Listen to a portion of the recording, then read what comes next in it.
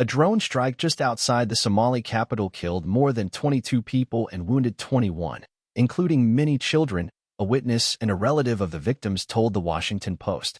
Two security sources, who spoke on the condition of anonymity because they were not authorized to speak to the media, said the strike was carried out by a Turkish drone.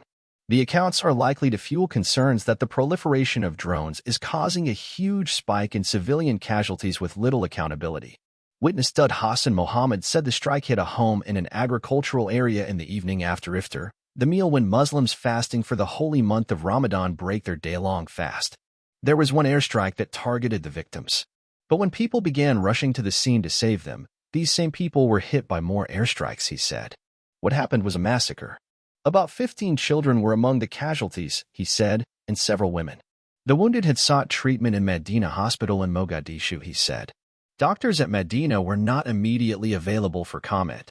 Mohammed said the strike hit a house in an area known as Baghdad, about 7 kilometers from the town of Alifo, northeast of Mogadishu. There had been no fighting in the area immediately preceding the strike, although there had been clashes the previous day in a nearby village between Somali paramilitary forces and Islamist insurgents known as Al-Shabaab, he said. Al-Shabaab fighters typically do not travel openly to government-held areas such as Mogadishu to seek medical treatment because they would be arrested.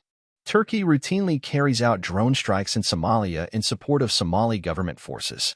Turkey is a close ally of Mogadishu, is a major donor, has trained Somalia's Gorger, or Eagle, commandos, and runs the airport and port under commercial contracts. Mogadishu hosts Turkey's largest overseas military base.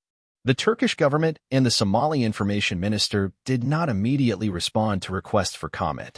A spokeswoman for Africa Command said the United States had not carried out a strike in that area. Abdulkader Mayo, a relative of several of the victims, spoke to the Post from Medina Hospital. The 37-year-old gave an incomplete list of the dead and wounded that included 4 dead women and 8 injured women. Among the very severely wounded were 5 children and 2 women clinging to life in the hospital, he said.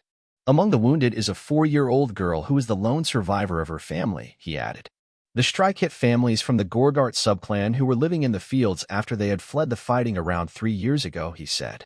His description of the location, time and circumstances of the strike, based on accounts from the wounded, including multiple strikes on those who rushed to the scene, matched the witness's account. I was born and raised in the area where the strike took place, but was in Mogadishu when it unfolded. Once I got word of what happened and knew the victims were on their way to Medina Hospital, I rushed here, he said. Nothing justified the indiscriminate killing that took place last night. They've endured droughts, floods, conflict, and now this.